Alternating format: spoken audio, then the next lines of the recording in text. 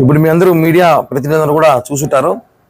Tirumala 1 town police station పరిధిలో ఈరోజు శ్రీ వెంకటేశ్వర స్వామి నిత్యం కొలువైనది ఈ పోలీస్ స్టేషన్ లిమిట్స్లో నేను ఉన్నారు కాబట్టి ఇక్కడ కంప్లైంట్ చేయాల్సిన అవసరం ఉంది. ఎందుకంటే దీన్ని చాలా బాధాకరంతో మాట్లాడుతున్న విషయం, హిందువుల మీద మరో దాడి చేస్తూ ఉంది తమిళనాడు ప్రభుత్వం అని కూడా చెప్పచ్చు.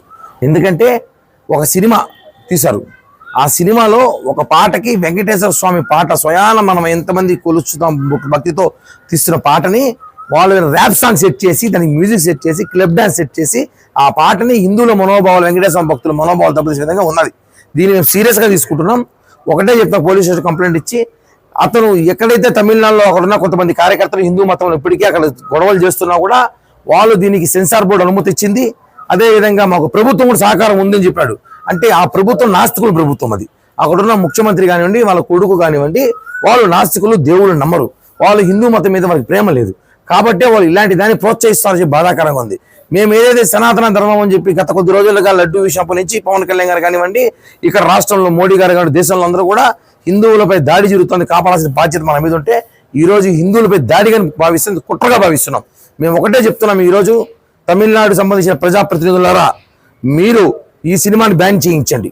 అక్కడ రోడ్లు ఎక్కుతారో లేకపోతే పార్లమెంట్లో మీటింగ్ పెడతారో అసెంబ్లీలో మీటింగ్ పెడతారో ఏం చేస్తారో చేయండి, ఈ సినిమాని బ్యాన్ చేయించండి, లేకపోతే ఆ పాట తీసిచ్చేయండి.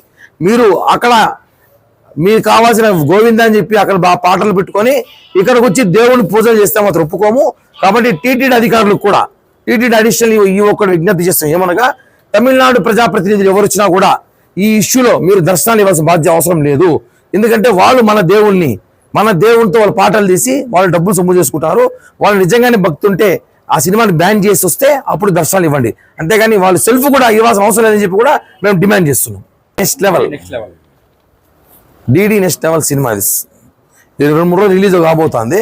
ఆల్రెడీ దీని మీద 4-5 రోజులు ఇష్యూ జరుగుతుంది తమిళనాడులో కూడా.